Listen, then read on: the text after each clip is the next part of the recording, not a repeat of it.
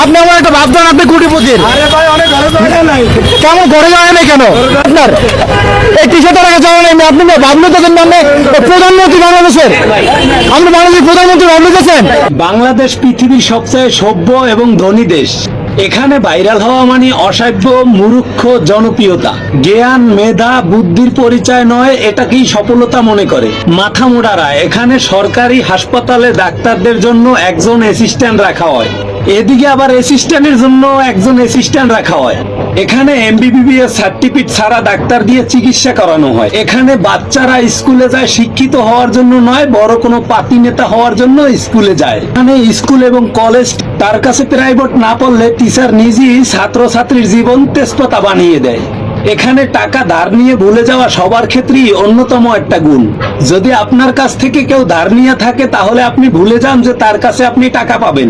এখানে ভালোবাসার ক্ষেত্রে একমাত্র জানু মানু সোনা জান লক্ষ্মী এগুলো ডাকা হয়। যৌবন শেষ করে দেয়, বিয়ার সময় সুগার ড্যাডি খুঁজে নেয়। এখানে 2 জন গরিব মিলে আরো 5 থেকে 7 জন গরিবের জন্ম দেয়।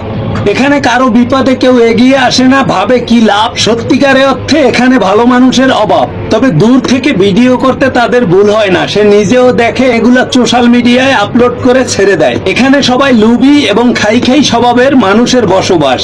যাকেই সাপোর্ট করে সামনে এগাতে বলবেন তার কাছ থেকেই পাবেন 2 দিন পরেই কারাবর্ষণের আভাস। এখানে নিজের সমালোচনা বাদ দিয়ে অন্যের সমালোচনায় সারাদিন সবাই ব্যস্ত থাকে।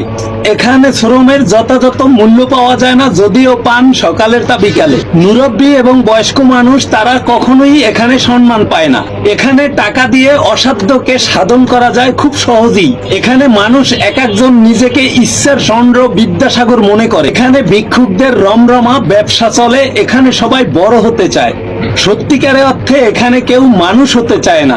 এখানে বাঘের বাচ্চা বললে খুশি হয়, জানোয়ার বললে রেগে যায়। মানুষটা জানে না যে জঙ্গলের বাঘও একটা জানোয়ার। এখানকার মানুষ নিজে বাস থেকে নামতে চায় নিজের বাসার সামনেই, কিন্তু অন্য কেউ নামলে বলবে বাস কি ভাড়া দিয়ে নিজে কিনে ফেলেছে নাকি। বাস স্ট্যান্ড ছাড়া বাস থামবে কেন।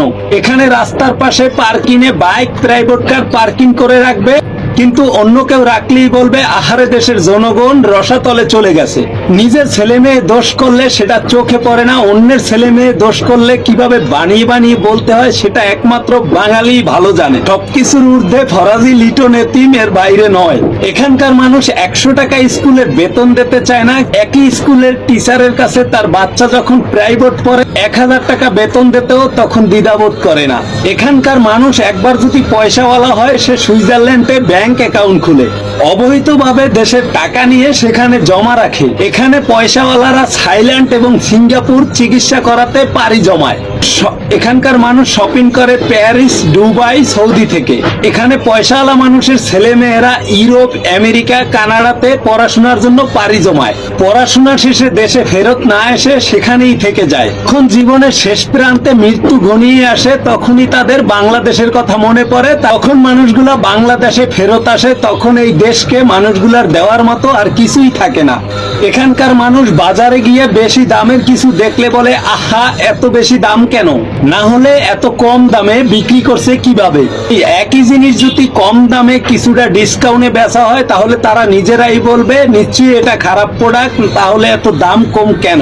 সেই গ্যাস্ট্রিক কমানোর জন্য আবার ঔষধ খাবে। এখানকার মানুষ বিচার সালিশি সবই মানে, কিন্তু তাল গাছটা তার। এখানকার বেশিরভাগ মানুষই খোঁজ খবর রাখে না বাপ মার। এখানকার মানুষ ভাজা পোড়া তেলের জিনিস খেয়ে গ্যাস্ট্রিক বানাবে। মনে হয় আগেই ভালো ছিলাম, এটাই তারা ভাবে। মূলত ফরাজি লিটন এতিম ভেবে বলে জাহিলি যুগ চলতে আছে আমাদের সবার জীবনে। এই সত্য কথাগুলো যদি কুত্তালিকের আমলে বলতাম তাহলে অনেক ভেবে চিন্তায় বলতে হতো।